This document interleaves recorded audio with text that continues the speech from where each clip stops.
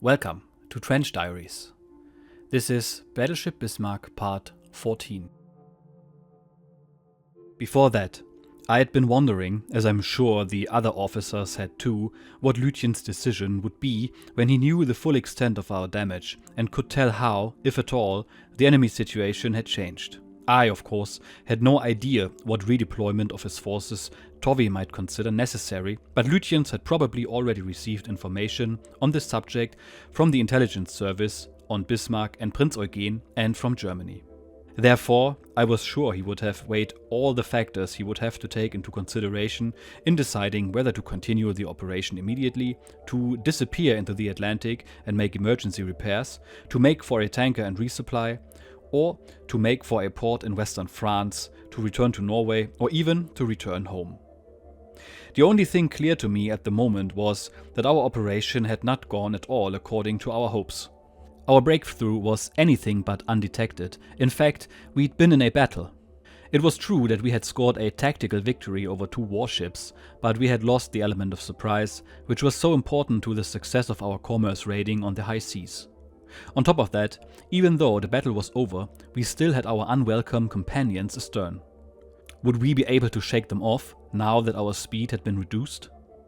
I then took to wondering whether we had any chance of commerce raiding after our breakthrough under the eyes of the enemy. What ships would the enemy bring against us, and how long would it take to get them there? What was the fleet staff thinking? What did Lindemann think, and what suggestions had he made to Luciens? Question after question came to mind, but there was no one from whom to expect answers. They would have to be deduced from the execution of Lucien's new decisions. The answer came around midday in the form of our change of course to the south. So, Luciens had decided to make for western France. But what had so suddenly moved him to try to reach port when he had just decided against the highly promising pursuit of the wounded Prince of Wales in order to conduct commerce warfare? The commerce warfare he now had obviously decided not to pursue. Although, when he ordered our course change, Luciens could hardly have been absolutely certain what repairs could be made on board, he must have known how alarming the damage was. 2 holes in our hull, 2,000 tons of water in our forecastle, our speed reduced by 2 knots, the threat that 2 of our boilers would have to be shut down, 1,000 tons of fuel oil inaccessible in our forward storage tanks, the steady leakage of fuel, and the loss of some of our electric power. It would not have taken him long to realize that little could be done about these things aboard ship and, therefore, decide to look for a port. But that was not all. It was no secret in the ship that Luciens was much impressed by the excellent performance of the radar carried by the 2 British cruisers. That the Suffolk and Norfolk had been able to stay in contact at long range through the rain, fog and snow of the Denmark Strait made him think that the British definitely had a technological superiority in this area. This is why he mentioned enemy 2 radars in his radio signal to the Seekriegsleitung at 0801. Furthermore, he was probably disheartened by the fact that the few salvos fired at the Norfolk the night before had put the Bismarck's forward radar out of action. Shipboard repair of the radar was obviously impossible. Around 10 in the morning, in the course of a semaphore exchange with Prinz Eugen, it came to light that several radio signals sent by Group North in the previous 2 days had not been received by Bismarck.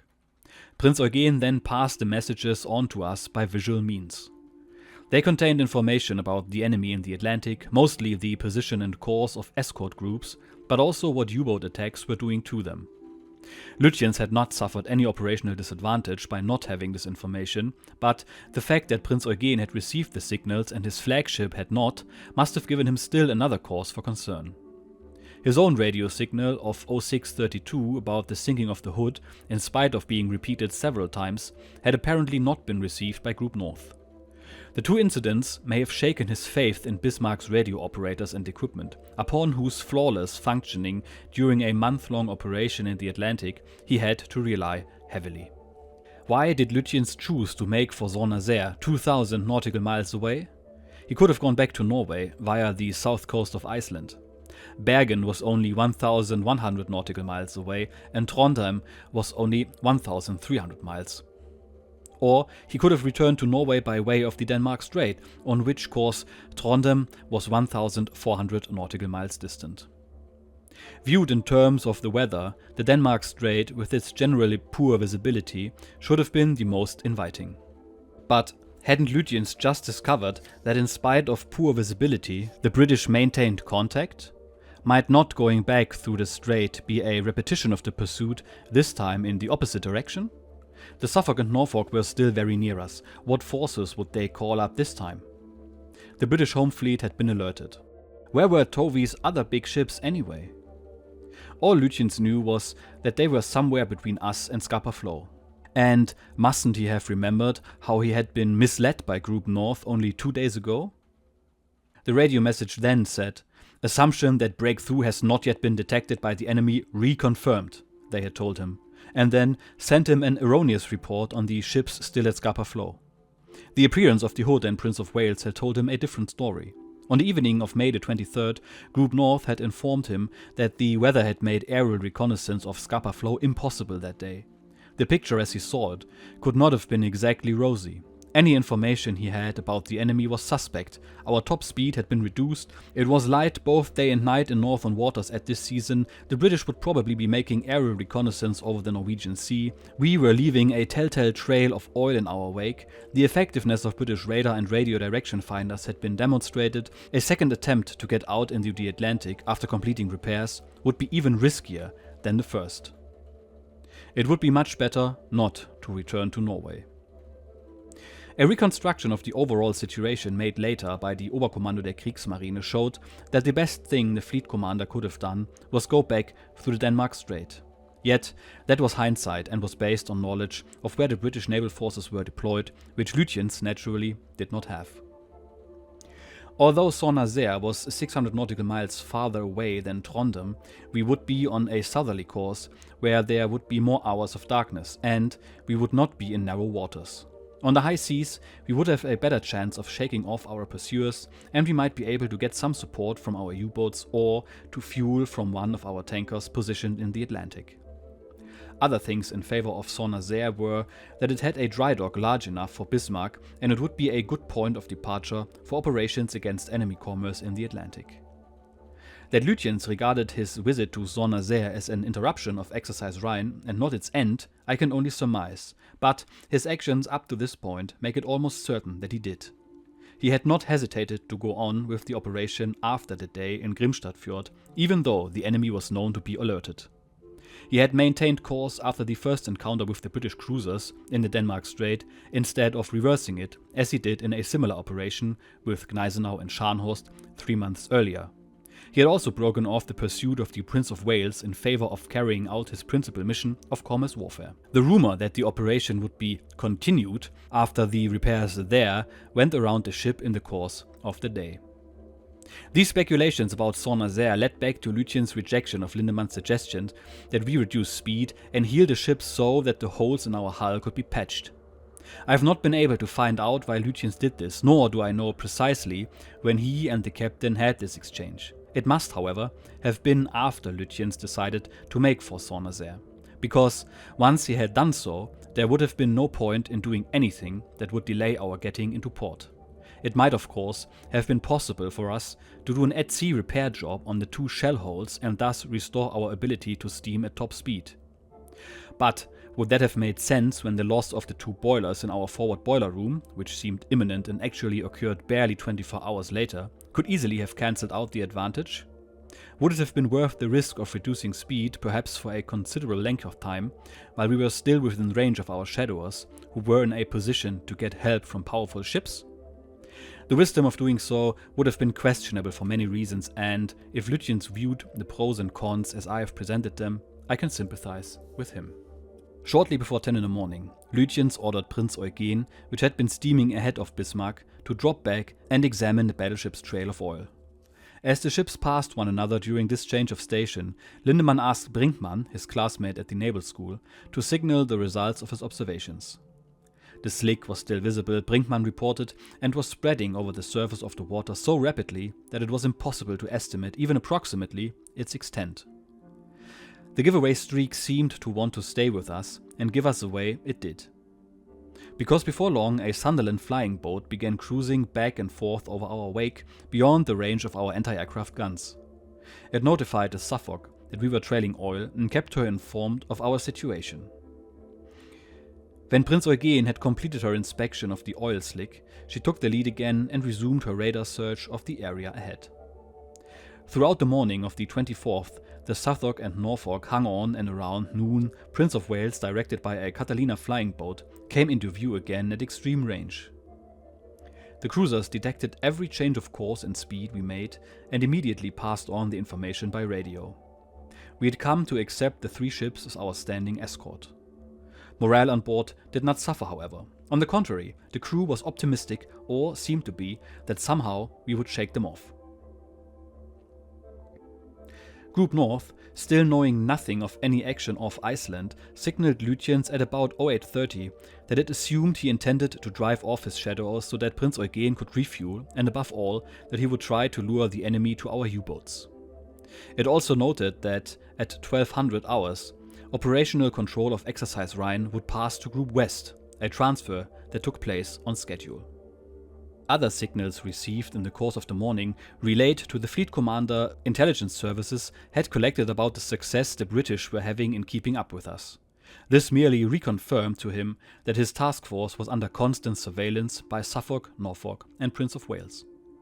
Somewhere around 1100 the weather suddenly worsened and the sea rose. Rain squalls began to alternate with haze and broad banks of fog loomed ahead, but now and again the sun broke through. Visibility varied between 18 and 2 nautical miles.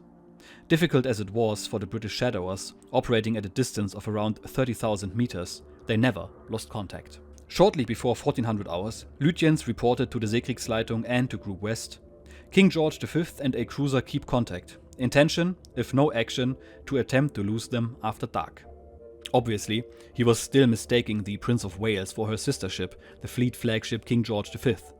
And the reason why he mentioned only 1 cruiser was that Norfolk's course took her through fog banks and she was lost to sight for considerable periods of time, which was the case when the message was sent. In a semaphore message sent to Prinz Eugen some 20 minutes later, Lutyens amplified what he had told Group North at 0801. I intend to break contact as follows. Bismarck will take a westerly course during a rain squall. Prinz Eugen will hold course and speed until forced to change or for 3 hours after separating from Bismarck. Then release the fuel from the Belgien or Lothringen. Thereafter to conduct cruiser warfare. Execute on codeword Hood. Lutyens explained his other intentions in a radio signal to the Commander-in-Chief U-boats who already knew from our Shadow's radio message where the task force was. The latter was instructed to position whatever boats he had in the west in a line south of the southern tip of Greenland.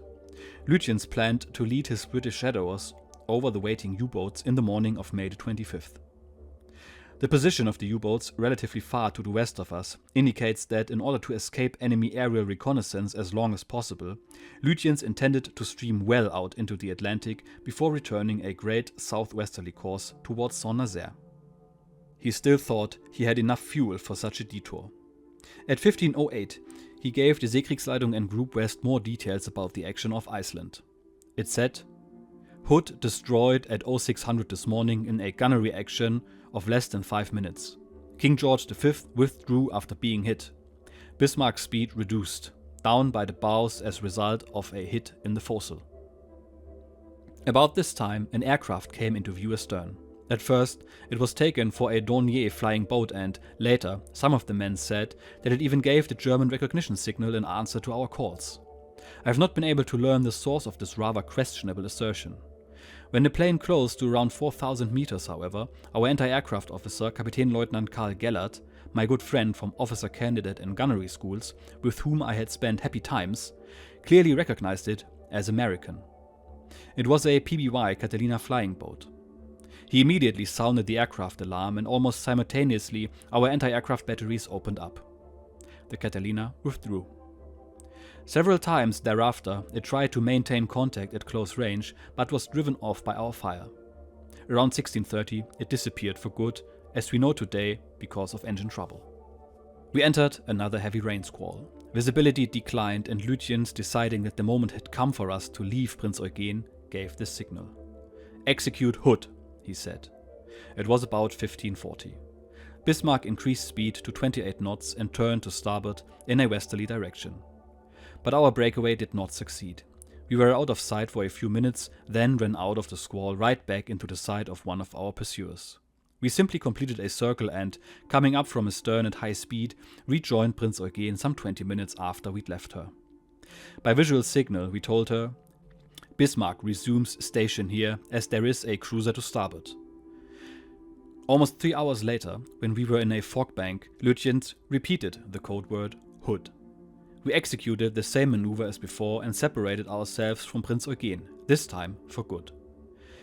Turning first to the west and then to the north, we ran into a rain squall, pretty confident that the enemy had not observed the dissolution of our task force. The second gunnery officer of Prinz Eugen, Kapitänleutnant Paul Schmalenbach, later described the parting. He wrote, "The signal to execute the order for the two ships to separate is given for the second time at 18:14 hours. As Bismarck turns away sharply for the second time, the sea calms. Rain squalls hang like heavy curtains from the low-hanging clouds. Watching our big brother disappear gives us a melancholy feeling. Then we see him again for a few minutes, as the flashes of his guns suddenly paint the sea, clouds and rain squalls dark red. The brown powder smoke that follows makes the scene even more melancholy. It looks as though the ship is still turning somewhat northward. In the fire of his aft turrets, we see clearly again the outline of the mighty ship, the long hull, the tower mast and stack, which now look like one solid, sturdy building, the aft mast at the top of which the fleet commander's flag must be waving. Yet, because the distance between the two ships is rapidly increasing, it can no longer be made out. On the gaff below waves the battle ensign, still recognizable as a dot. Then, the curtain of rain squalls closes for the last time. The big brother disappears from the sight of the many eyes following him from the prince, with great anxiety and the very best of wishes. According to orders, which could still be transmitted by signal light, Prinz Eugen reduces speed. We are to act as a decoy, proceeding on the same course as before at a somewhat lower speed in order to help the Bismarck, whose speed has been impaired, to escape from the British shadowers. We in the Bismarck also had heavy hearts as we parted with the faithful prince. Only reluctantly did we leave her to her own destiny. In retrospect, it must be considered fortunate that we did, for against the concentration of heavy British ships that we later encountered, we could not have been of much help to one another. Had we not separated, we probably would have lost Prinz Eugen as well as Bismarck on May the 27th. As it was, she was able to reach the port of Brest undamaged on June the 1st. So, Prinz Eugen is gone off to the races, and Admiral Lutyens and Kapitän Lindemann have decided to head back to France for repairs. The final battle is now only 2 days away, and even though we know the outcome, suspense is still high as to how it will play out. As for Prinz Eugen, the prince survived the war itself and was taken as a war prize by the American Navy. It was then used as a test ship for not one, but 2 nuclear bomb tests. Prinz Eugen survived both detonations while being only 1,200 yards away from the bombs. Test Able of Operation Crossroads was an airburst, and Test Baker of Operation Crossroads was a submerged detonation, both bombs being about twice as powerful as the bombs dropped on Hiroshima. Prinz Eugen only sank months later because the high degree of radiation exposure prevented any damage control parties from boarding the ship. She sank on December the 22nd, 1946, near the Kwajalein Islands. Her wreck is still visible to this day. And with that, thank you for watching. Remember to like, comment, subscribe if you liked the episode, and I will see you next time. Cheers.